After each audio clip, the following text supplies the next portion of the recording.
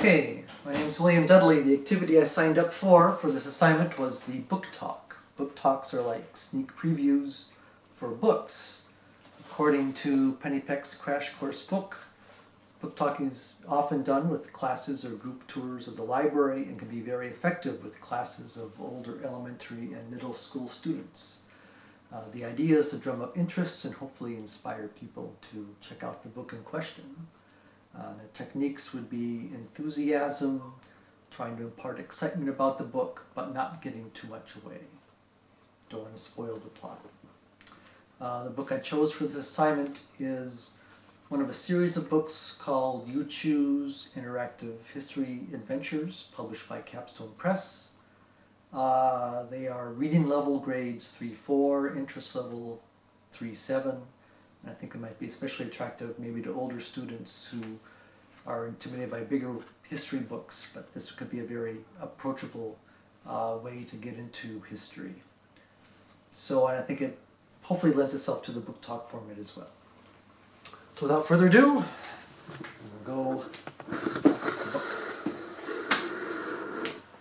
Okay, hello everyone. Before we leave the tour, I just want to quick introduce some books we just got in the library. I don't know how many of you are interested in history. Not so many. How many of you have to write reports about books in history? Maybe a little more. These I think are really exciting books to get a quick introduction to exciting parts of history. This one's called The Underground Railroad, but what's unique about these books is that it makes you part of the story. You become part of the Underground Railroad, and you can choose what happens. So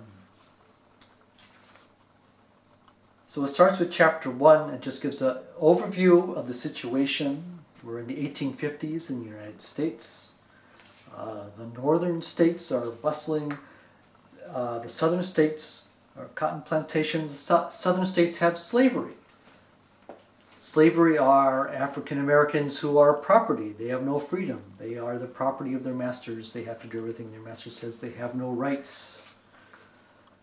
And slavery is legal in the southern states, not in the northern states. But in the 1850s, so many slaves tried to run away from their homes to the northern states, which was a very, very dangerous, risky proposition. It also talks about abolitionists. Abolitionists are people who want to abolish slavery. And some of them set up secret networks of routes and hideaways that slaves could go from hideaway to hideaway, and it became known as the Underground Railroad. So this gives you a basic introduction of the Underground Railroad. Then, on this page, this is what's different. You get to choose what happens next. So you experience what it's like to be a runaway slave, you turn to page 13. If you want to see what it's like to be a slave catcher, someone who tries to catch runaway slaves, you turn to page 43. And if you want to be an abolitionist on the Underground Railroad, you turn to page 75. So then you get to choose what you want to do. Let's choose the first one, shall we? So Running to Freedom. So it's a beautiful spring morning in Kentucky. You are in one of the grand flower gardens that fill the yard of a large, beautiful home. But you are a slave. Your master is Brutus Clay. You live here with your mother and father and your baby brother. And so it talks about you working as a slave, working in the fields. And then the story picks up when you come home and your mother and father are talking frantically. Are you sure? How many of us will be sold? Your mother cries. Sold? Your heart pounds and you can't breathe. Being sold away from your family is the worst thing imaginable. I don't know how many, father says, but we can run before the slave trader comes. Run away, that's crazy talk. They'll hang us, your mother says. Father stands up straight. Better to die in freedom than live a slave. Come with me. Your mother refuses. Your baby brother is too little to travel. So they come up with a plan.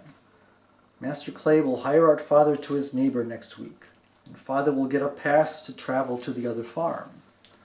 That's when he'll escape. When he's free, he will earn enough money to buy the rest of the family.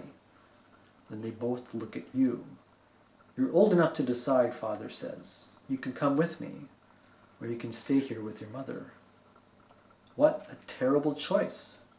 If you go with your father, you risk being recaptured and sold, or you could die in the wilderness. But if you make it to freedom, you might make it to freedom.